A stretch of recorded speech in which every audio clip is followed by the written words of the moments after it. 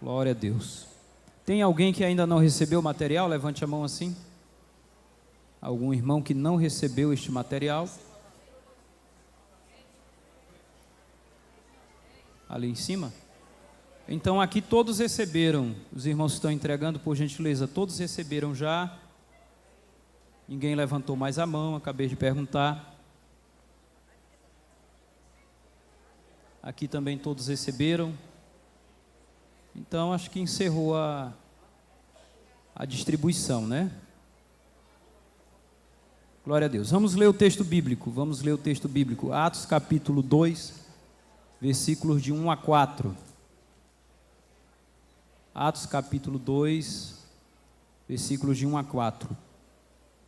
Cumprindo-se o dia de Pentecostes, estavam todos reunidos no mesmo lugar, e de repente veio do céu um som como de um vento veemente e impetuoso, e encheu toda a casa em que estavam assentados. E foram vistas por eles línguas repartidas como que de fogo, as quais pousaram sobre cada um deles. Vamos ler o versículo 4 bem forte. E todos...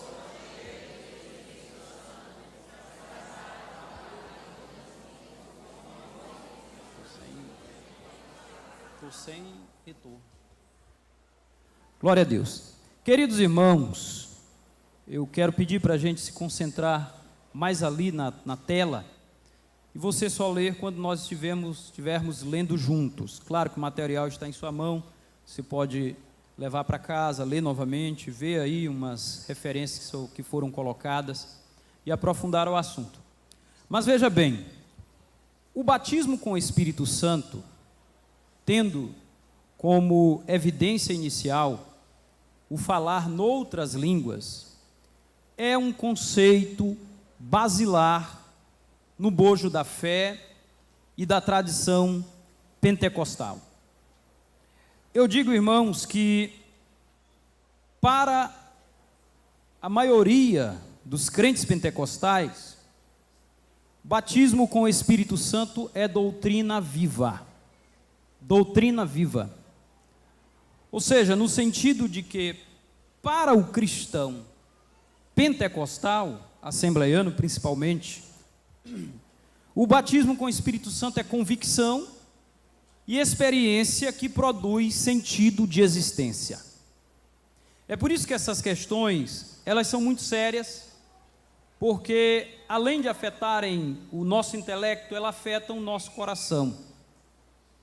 São questões do coração e são questões da experiência que cada crente vive com Deus. Mas veja bem, eu cito aqui um estudioso, um teólogo alemão, estudioso das religiões comparadas, Rudolf Otto. Rudolf Otto, ele afirma que há uma tendência no religioso em construir um edifício doutrinário usando como base unicamente a experiência. Michael Eliade também aponta para este fato, que frequentemente o religioso, ele passa a interpretar a realidade na qual ele vive, e até a si mesmo, a partir da sua experiência religiosa. Por que estou dizendo isso? Porque este assunto que nós estamos tratando, como buscar o batismo com o Espírito Santo, é um assunto que envolve muitas controvérsias. Existem muitas controvérsias em torno deste assunto, tanto entre as diversas tradições protestantes, como até mesmo entre os pentecostais. A controvérsia reside justamente no fato de que o batismo com o Espírito Santo é uma experiência que tem um forte aspecto subjetivo. Ou seja, cada um, quando é batizado com o Espírito Santo, vive uma experiência nova que não pode ser repetida na vida do outro. Eu cito aqui, por exemplo, Esdras Bento. Ele afirma o seguinte, que o batismo no Espírito Santo é, de fato, uma experiência que tem alguns aspectos. É uma experiência variada, são experiências variadas, são experiências que podem não se repetir na vida de outras pessoas, são experiências diferentes e muito pessoais. Vamos fazer aqui um exemplo, não é para você contar como foi que você foi batizado com o Espírito Santo, mas quem aqui foi batizado com o Espírito Santo em casa? Levante a mão, em casa. Quem foi batizado com o Espírito Santo dormindo? Olha, tem ali, ó, dormindo, claro. Pode ser que teve um sonho falando em línguas e acordou falando em línguas estranhas. Eu não estou falando que você está dormindo e só lá no sonho você está falando em línguas. Tem que ter a evidência física inicial do falar em línguas. Ela não é somente aqui. Não existe esse negócio, eu fui batizado com o Espírito Santo, mas as línguas estavam só na minha cabeça. Ou só no sonho. Não. Tem que falar e tem que ser consciente da experiência que está vivendo. Mas quantos viveram a experiência assim a partir de um sonho? A partir de um sonho. Teve alguém que viveu? Pastor Clodoaldo. Quem aqui teve uma visão no momento em que recebeu o batismo com o Espírito Santo? Levante a mão, uma visão. Uma visão, tem ali 2, eu também tive. Ou seja, irmãos, nessa simples pergunta que eu faço, nós descobrimos que aqui existem diversas experiências dentro de uma única experiência geral que é vivida pelo crente pentecostal, que é o batismo com o Espírito Santo. Então, eu chamo a atenção para este fato, é que é justamente aí que se constroem as ideias, os pensamentos, é quando eu passo a interpretar esse assunto com base unicamente na experiência que vivi. Então eu julgo importante nós fazermos algumas considerações. Eu quero esta noite trazer algumas considerações importantes, são somente 3, e apresentar para você algumas práticas espirituais que fazem parte da vida daqueles que buscam o batismo com o Espírito Santo e da vida de qualquer crente. Vamos a algumas considerações relevantes. Primeira parte, as considerações. Vamos lá.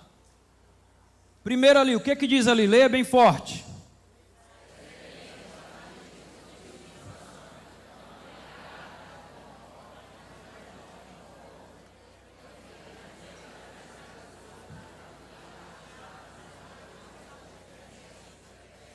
Olha, veja bem, a experiência do batismo com o Espírito Santo não tem caráter uniforme, mas multiforme. É interessante que 1 Coríntios, capítulo 12, no versículo 6, apesar de ali Paulo estar fazendo uma referência aos dons espirituais, dizendo, há diversidade de operações, mas o mesmo Deus é que opera tudo em todos. Mas esse termo, essa expressão diversidade de operações, aponta para o fato de que o Espírito Santo, ele age de maneira diversa dentro da individualidade de cada um de nós. Eu gosto da interpretação de Adam Clarke desse texto, porque ele diz que esse texto faz referência a uma série de influências milagrosas que podem ser exercidas e exercitadas em um contexto do corpo de Cristo. Dons extraordinários, até mesmo punições extraordinárias, como o caso de Ananias e Safira, ainda curas de diferentes doenças, ressurreição de mortos, revelação de fatos escondidos. Ou seja, não dá para nós colocarmos o Espírito Santo em uma torre de marfim e prendê-lo a uma única maneira de operação. É nesse sentido que a experiência do batismo com o Espírito Santo, ela é multiforme. Pedro fala da multiforme graça de Deus relacionada aos dons espirituais. Então veja bem, irmãos, este princípio é um princípio relevante, nós devemos ter isso em mente.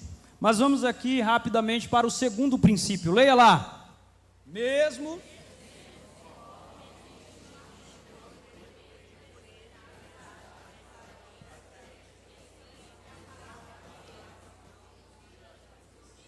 no dia a dia das pessoas, né? No dia a dia as pessoas desenvolvem métodos, como se tudo fosse uma receita de bolo. Então, apesar do fato da experiência ser multiforme, dela ter esse caráter subjetivo, mas existe um princípio objetivo, que é um crivo, é um princípio que é um aferidor para dizer se a tua experiência foi genuína ou não. Então este crivo é a palavra de Deus. É a palavra de Deus. Todas as nossas experiências devem estar debaixo do crivo da palavra. É interessante a afirmação de Clovis Boff. Ele diz que existem dois aspectos importantes nesse assunto. Existe o aspecto dogmático, ou seja, o princípio que estabelece o que é verdadeiro na experiência, mas existe o aspecto sobrenatural e pessoal da experiência que eu vivo. Então, o aspecto da doutrina deve prevalecer aqui. Os pentecostais herdaram da reforma o princípio do sola escritura. Ou seja, este princípio nos deixa claro que a palavra de Deus, ela tem preeminência, ela tem autoridade sobre a tradição, sobre a cultura, sobre a organização eclesiástica e sobre as experiências. Por que digo isso, irmão? No dia a dia, as pessoas criam diversos métodos. Há gente que pensa que você vai ser batizado com o Espírito Santo se você repetir 1000 vezes glória, glória, glória, glória, glória, glória, glória, glória, glória. É errado dar glória dessa forma, não estou dizendo que é errado. Há pessoas que pensam que você vai ser batizado com o Espírito Santo se alguém gritar no teu ouvido. No meu caso foi assim. A irmã deu 3 gritos no meu ouvido de glória a Deus, e eu dei também uns gritos de glória a Deus e logo fui batizado com o Espírito Santo. Mas a minha experiência não é regra. A gente que pensa aquele método, não sou contra, a gente chama todo mundo para frente. Faço isso vez por outra, até na igreja que dirijo. Mas aí existem aquelas contagens, 1, 2, 3, 4. Eu tenho dificuldade com essas contagens, porque tem irmãos que podem sair confusos. Então, às vezes, quando eu estou pregando e é um trabalho assim, eu prefiro eu mesmo ir lá e contar, e ver se a pessoa foi batizada com o Espírito Santo. Porque a gente fica dependente de uma pessoa que muitas vezes a gente nem conhece, nem sabe se ela tem sabedoria para tal. Isso aqui, irmãos, é para a gente ver a seriedade do assunto. Aí um crente pode sair desanimado, confuso se foi ou não foi batizado com o Espírito Santo. E essa confusão pode ficar na cabeça dele por longos dias ou até anos. Pois bem, ainda uma terceira observação que nós devemos fazer quanto a este assunto. Nós estamos aqui trabalhando os pressupostos que nós usamos como base para as nossas conclusões. Vamos adiante aqui, número 3. Eu quero que você leia, mas leia bem forte. 1, 2, 3, já. O contexto geral das Escrituras deve ser observado. Contudo, é necessário levar-se em consideração que os escritos de Lucas constituem-se em modelos paradigmáticos para a igreja em todos os tempos, sobretudo no que diz respeito ao empoderamento missional. Olhe bem para cá. O contexto geral das Escrituras, os versículos que estão em vários livros das Escrituras, eles podem sim servir como base para este assunto. Mas no contexto geral das Escrituras, quem trata propriamente do assunto de revestimento de poder é Lucas. Há uma diferença até na expressão cheios do Espírito Santo entre Paulo e Lucas. Paulo vê a questão dos cheios do Espírito Santo como uma relação ao caráter do crente, ao aperfeiçoamento do caráter do crente. Já em Lucas, a expressão cheio do Espírito Santo está mais relacionada ao poder e ao revestimento para pregar a palavra de Deus. Essa foi a confusão, por não entender isso, por não querer observar isto. Alguns teólogos, no decorrer da igreja, fizeram uma confusão e confundiram a cabeça de muita gente, porque eles tentaram interpretar Lucas a partir do pensamento de Paulo. Até mesmo John Stott escreveu um livro lá em 65, negando que Atos dos Apóstolos fosse normativo para a igreja, dizendo que era apenas uma narrativa e que os dons espirituais estavam presos lá. Mas eu li uma citação do John Stott já no final da vida, que ele contraria o que ele disse anteriormente. Aí ele diz: existem narrativas nas Escrituras que são normativas para a igreja. Então ele arrependeu-se do que havia dito. Então veja, irmãos, tudo isso é importante para a gente abordar este assunto. Por exemplo, geralmente quando Lucas trata da questão das línguas, ele apresenta a questão da língua como sinal. E essa é uma afirmação de vários estudiosos, principalmente nos últimos dias, tem se escrito muito livro sobre esse assunto. James Shelton escreve sobre esse assunto, aquele Roger Strontar, não sei se pronuncia assim, Strontar, escreve sobre esse assunto, nesse sentido. Então, veja bem, eu tentei me ater principalmente ao texto de Lucas, às experiências de Lucas, as experiências que Lucas apresenta, melhor dizendo, para nós vermos quais são os princípios e quais são as práticas espirituais que estão relacionadas ao buscar o batismo com o Espírito Santo. Eu devo dizer ainda aos irmãos que uma coisa é a busca e outra coisa é o receber. Ou seja, a busca, ela é definida nas Sagradas Escrituras. Nós encontramos textos bíblicos que nos mostram como nós devemos buscar o batismo, não é de qualquer forma. E a Bíblia nos manda crer nesta promessa. Quem está buscando e ainda não recebeu, deve buscar incessantemente, crendo que Deus há de derramar a promessa, porque a promessa é para nós. Nós cremos assim, e Deus faz. Mas o que eu digo que o receber é um aspecto, é porque como receber, aí é uma questão do próprio Deus.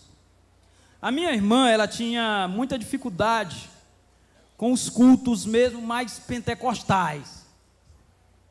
Aí um dia, eu ainda estava em São Paulo, e lá eu estagiava numa igreja, e toda sexta-feira eu chegava lá por volta das 6h30 para o culto à noite. Tinha o culto até às 9h, mas quando dava 11 horas era lei. O pastor e o seminarista tinham que ir para o monte orar. Íamos eu, o pastor, alguns jovens, alguns obreiros, e eu passei um bom tempo, irmãos, indo orar no monte. A gente chegava lá por volta das 11 horas e ia chegar em casa às 6 horas da manhã. Foi bom para mim? Foi. Foi a providência de Deus? Foi, porque foi lá que Deus me renovou. Tem muito exagero? Tem, mas exagero é de alguém lá, mas meu não. Mas lá eu vi muita gente chorando pelos seus familiares descrentes, eu vi muita gente chorando pedindo cura. Então eu percebi, nossa, tem gente sincera aqui que vem para buscar a Deus, e às vezes a gente desce a ripa no povo. Mas o que eu quero dizer com isso? Um dia eu vi umas meninas lá, falando em línguas estranhas e pulando e aquela coisa toda. Aí eu disse: Senhor, eu queria que minha irmã fosse batizada com o Espírito Santo, pelo menos para ficar desse jeito. Aí no outro dia, irmãos, já por volta da tarde, minha mãe me liga e diz: Wesley, tu não acredita? E minha irmã, muito refinada em relação a esse assunto: quando eu ser batizada, eu quero estar sentada, só falando bem baixinho em línguas estranhas, que não precisa isso. Minha mãe me ligou e disse: Wesley, tua irmã foi batizada com o Espírito Santo hoje de manhã. Ela ficou sentadinha no banco, mas não se controlou, daqui a pouco estava em pé em cima do banco, falando em línguas estranhas.